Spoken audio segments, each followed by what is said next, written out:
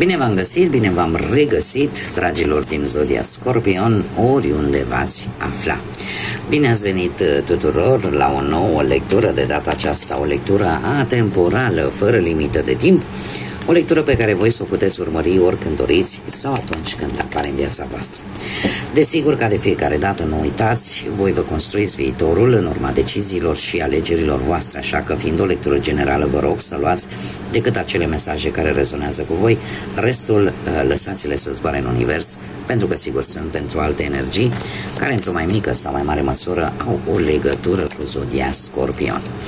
Așadar, toți cei care aveți nu numai soarele, ci și ascendentul, luna, Venus sau oricare alt aspect astral important pentru voi din harta voastră natală, dar care are legătură cu Zodia Scorpion, această lectură este de asemenea și pentru voi.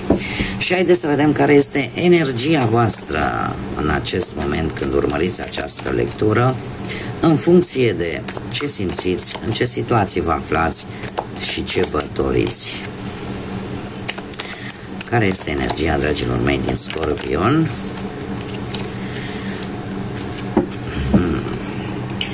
Sper că energia voastră are legătură foarte mult cu Jupiter, cu foarte mult curaj, cu foarte multă încredere în voi. Sunteți foarte centrați pe voi. De ce? Pentru că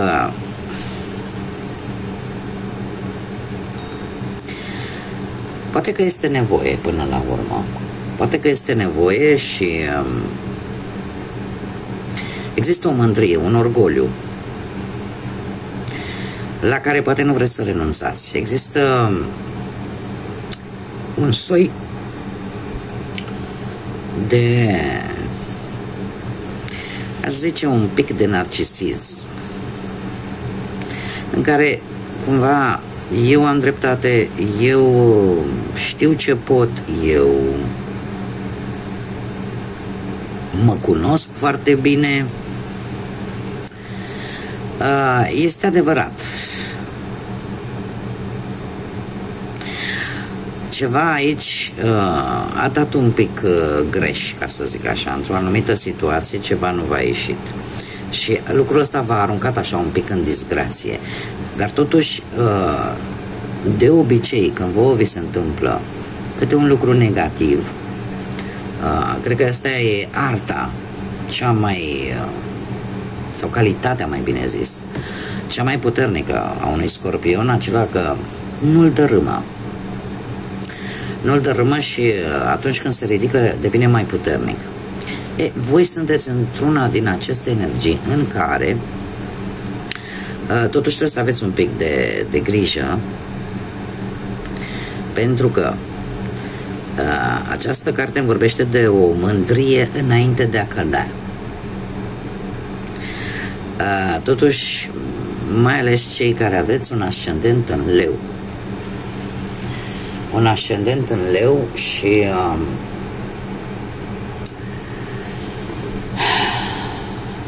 eu aș mai spune că există și o necesitate pentru mulți dintre voi de a vă simți speciali. Și asta vă poate face să depășiți o anumită limită de egocentrism. Acum, haideți să vedem de ce aveți voi energia asta. Nu prea vă stă în fire, dar am spus cu mare predilecție pentru cei care aveți un ascendent în leu sau aveți mai multe planete în zodia leu. Haideți să vedem ce vine în perioada imediat următoare de când voi urmăriți această lectură, ce este, ce nu este în favoarea voastră, ce dețineți control și ce nu, unde nu dețineți voi controlul, dragilor din Scorpion, sau cu legături puternice cu această zodie pentru perioada imediat următoare de când urmăriți această lectură. Și haideți să vedem. Se pare că lucrurile se mișcă cu viteza luminii, ca să zic așa, într-o manieră foarte rapidă. Există situația voastră actuală, lucrurile se mișcă foarte rapid, orică aveți voi o comunicare foarte rapidă, orică există foarte multă energie în voi și practic parcă nu vă puteți opri. Există nu știu, cineva poate la distanță, unii dintre voi ori comunicați, ori pur și simplu vreți să faceți o călătorie, poate chiar cu avionul, pentru a primi niște răspunsuri rapide sau pentru, nu știu, o negociere, o mutare, sau poate chiar, nu știu, să vă gândiți la vreo vacanță. E ceva aici care va ridica ego-ul la un rang un pic mai sus decât normal și care vă poate juca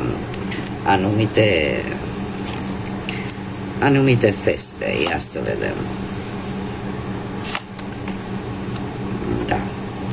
E bine să ai o părere bună despre tine, este bine să ai o autoestimă sănătoasă, dar atâta timp cât nu depășește o anumită limită. Haideți să vedem. Ce nu prea este în favoarea voastră? Nu știu dacă o energie de pământ, mai precis Taur, sau cineva care are, aș zice,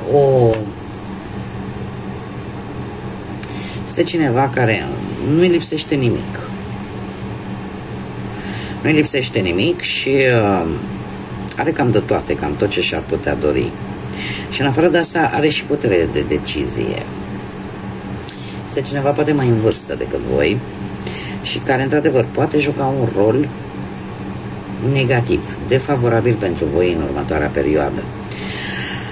Dacă nu vorbim de o altă energie, putem vorbi de acei dintre voi care puteți avea un ascendent, o lună, o Venus în zodia Taur.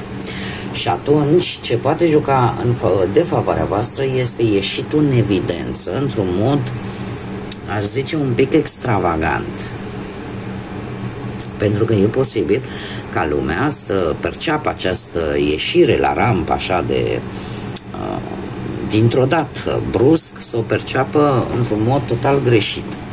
Nu știu, poate că unii, pentru a avansa, ieșiți mai mult în față. Dar cum ieșiți în față? Printr-un soi de orgoliu, de mândrie, care poate că pentru unii dintre voi nu e tocmai obișnuit. S-ar putea mult să-și pună întrebarea: Doamne, ce se întâmplă? La ce a venit? Voi oricum aveți, mai ales cei care aveți mai multe planete în Scorpion, nu numai Soarele, aveți această atitudine magnetică în momentul în care intrați într-o încăpere, oricum atrageți, în momentul în care ieși un pic în evidență mai mult decât ar trebui, încep să se ridice semne de întrebare. Este o atitudine, aș spune, poate că voi vreți să ajutați, sau poate că vreți să faceți o investiție și încercați, dom'le, să purtați o mască care nu e a voastră, care nu vă aparține. Lucrul ăsta poate juca un rol defavorabil pentru voi și pentru ceea ce vreți să faceți voi. Pentru că veți apărea ca ca o atitudine complet falsă, care nu are nimic de văzut cu voi ca și persoană. Acum,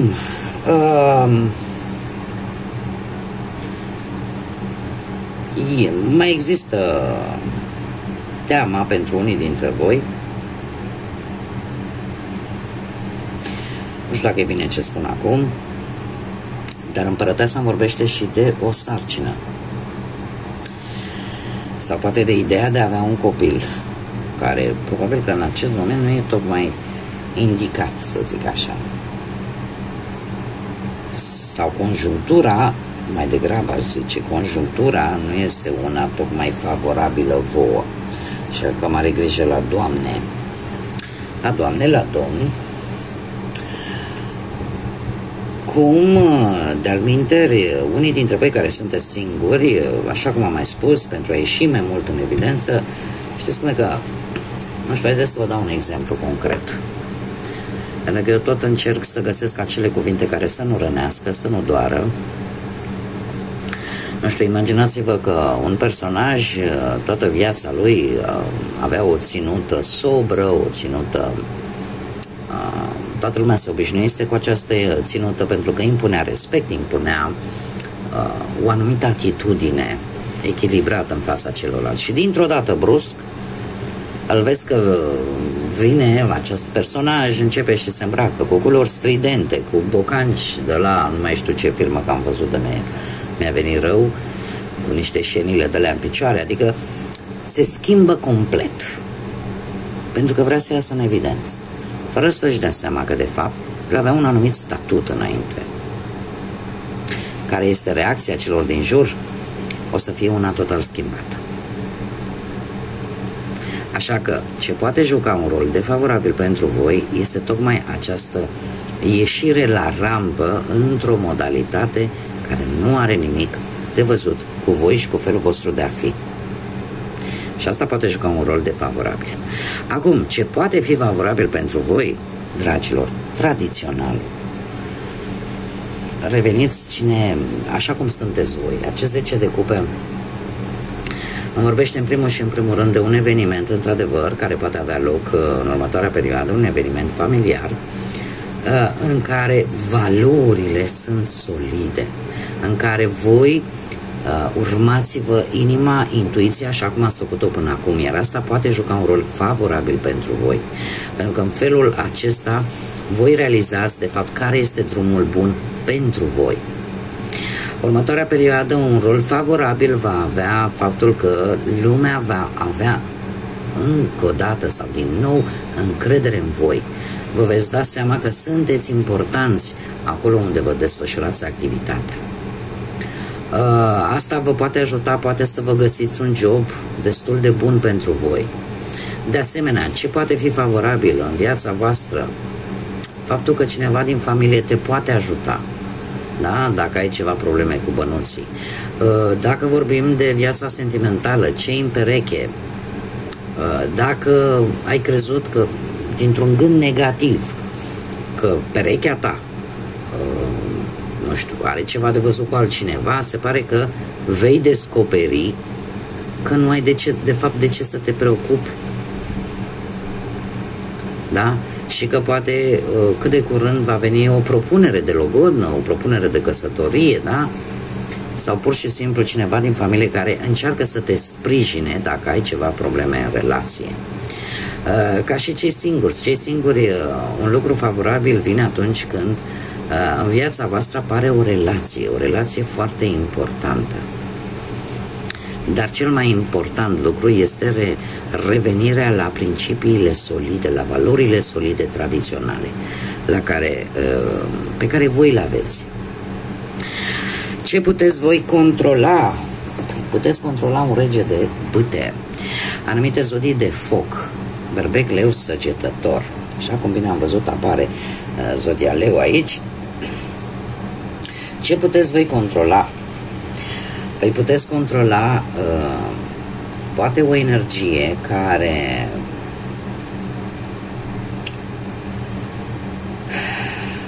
a unei persoane cunoscute sau nu, dar care te poate ajuta să rezolvi o problemă. Că poate să fie, nu știu, din familie, tată, frate, socru, șef, asociat. Puteți să controlați această impulsivitate, mai ales și care aveți un ascendent într-o zodie de foc, berbec, leu, săgetător. Puteți controla aroganța, puteți controla impulsivitatea. Stă în puterea voastră. Cum de asemenea, ce mai puteți voi controla? Această teamă de provocare, de, cum să spune, de tot ce apare, toate obstacolele, toate provocările care apar în viața voastră, nu e ceva de care vouă să vă fie teamă, nu e ceva care să vă poată opri, pentru că stă în controlul vostru, în puterea voastră. Chiar dacă poate unii dintre voi traversați o perioadă mai grea, știți că este temporară, nu va fi de durată, pentru că voi veți găsi calea de mijloc și să vă ridicați. Stă în puterea voastră. Nu știu, poate dacă duceți lipsă de bănuți, ai istețimea aia necesară să obții lucruri care pot conduce la un anumit câștig de bănuți. Da? Dacă vorbim de relație, stă în puterea voastră să faceți lucruri împreună cu perechea voastră și în felul ăsta să obțineți acea perioadă stabilă, liniștită, da? chiar și cei care trec poate printr-o situație un pic mai negativă în relație, de asemenea stă în puterea voastră să faceți ca lucrurile să se facă împreună în relație. Cum de asemenea chiar și cei care sunteți singurei, stă în controlul vostru dacă acceptați pe cineva care își manifestă anumite sentimente de grijă, anumite sentimente de protecție vis-a-vis de voi.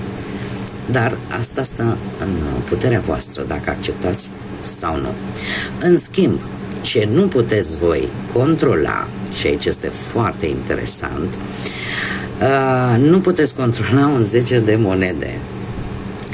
Dragilor, voi nu puteți controla o anumită bogăție, o anumită reușită materială, care într-un fel sau altul poate că intuiți că va veni curând. Și va veni pentru o perioadă lungă de timp. Dar este ceva care se pare că nu va putea fi controlat de către voi. Există o stabilitate care vine în viața voastră și care într-un fel sau altul aveți senzația că e mai mult karmic. Da? E mai mult așa ca o roată a destinului, ca și cum ai zice, după infern, în sfârșit văd și o lumină. E ceva la care practic ai zice că nu contribui foarte tare, pentru că nu deții tu controlul, dar ele vor veni. Situații, schimbări benefice, progres, posibil, nu știu, o mutare la care nici nu vă așteptați și la care nu dețineți voi controlul. O mutare de loc poate aduce îmbunătățiri, de exemplu, materiale. Da, cumva ține un pic și de noroc, de destin, care se pare că e de partea voastră. Se pare că e de partea voastră și iară ce nu mai aveți voi, ce nu prea dețineți controlul pentru cei care poate nu vă așteptați la o nuntă și mai ales la o nuntă în care interesul material este prioritar.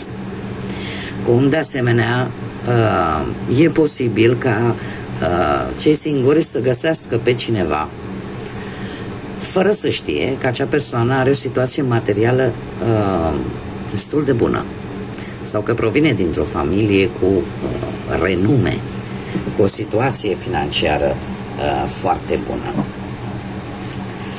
Dar nu depinde de voi, pentru că destinul, soarta, karma vi-l aduce în cale. Haideți să vedem acum mesajul pentru voi. Mesajul pentru voi, dragilor, din Scorpioni. Din Scorpion, mă scuzați că am folosit pluralul. Dorește-ți o stea sau puneți o dorință la o stea. Spune așa, puneți o dorință și așteaptă tot ce e mai bun. Se pare că e o bună perioadă în care, într-un fel sau altul, să ieșiți din această... Eu nu cred că va dura toată această energie cu care am început această lectură. Acest egocentrism la voi nu durează. Eu cred că e o chestie de moment și de regulă poate să fie ca un efect al unei cauze care v-a făcut să aveți această atitudine și această energie care nu prea vă caracterizează pe voi, dragilor, din Scorpion. Și e un moment tare bun în care o dorință să fie pusă, să se manifeste și în așa fel încât într-o perioadă destul de scurtă să devină și realitate. Așa că nu ezitați să priviți la stele și să puneți o dorință. Mai ales că sunt oricum destule de multe evenimente astrologice în ultima perioadă. Bun, dragilor, cam atât am avut pentru voi. Eu vă mulțumesc pentru atenție, desigur, vă mulțumesc tuturor celor care nu uitați ca de fiecare dată să mă sprijiniți prin intermediul like-urilor, comentariilor și distribuirilor voastre. Așa că eu vă mulțumesc din suflet pentru tot acest suport. Fără el, cumva nu aș fi stimulată să produc mai mult conținut și în același timp aceste lecturi n-ar putea ajunge și la alte persoane, la alte energii care ar putea avea nevoie de aceste mesaje. Desigur, invit pe toți cei care încă nu s-au abonat să o facă, este gratuit, la fel ca toate celelalte, nu costă absolut nimic, decât pur și simplu dorință și putință. Până data viitoare, când ne vom reîntâlni la o nouă lectură, eu vă doresc tot binele din lume, vă doresc înțelepciune, vă doresc lumină în suflete și în gânduri. Așa că, până la o nouă lectură, numai bine și să fiți iubiți, dragilor!